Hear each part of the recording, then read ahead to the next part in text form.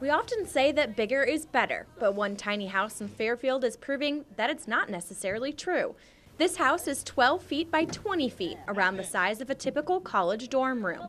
It's being built by Maharshi students in the Sustainable Living program and packs a lot of benefits into one small space.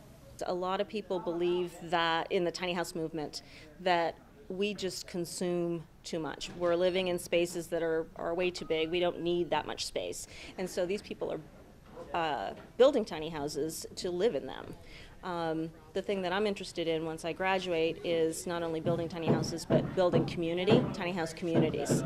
So there's a tiny house movement right now where a lot of people individually are building tiny houses, and pretty soon we'll see more tiny house communities popping up, and that's what I'm majoring in. It's a global movement. People are doing it everywhere, and the idea is to downsize and simplify, and to lower your energy demands, and so to be able to live off of just with renewable energy.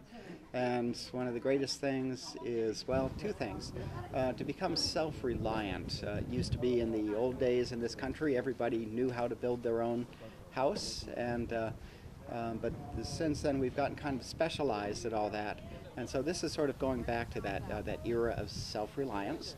And then the greatest part also is just the idea of living mortgage-free. If you can save a few $1,000s or just salvage materials from places, you can build a very comfortable, snug home for just very little money and not have to pay a mortgage for 20 or 30 years. Heather designed every element of her tiny house and will be moving in with 2 kids, 4 cats, and a dog. I didn't believe it at first. It's one of those projects that our parents say that they're going to do and then they don't do. But it's happening, so it's fun. But one of the most challenging aspects is utilizing the small space available to make a fully functional home.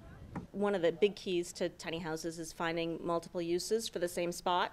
Like the reading nook in the tiny house is also a guest bed, and it also houses the dining room table, which slips out from underneath, and that's our dining room table. Heather's family hopes to move in late June and will live in the tiny house for a year. Reporting in Fairfield, Iowa, Kate Alt, KTVO News.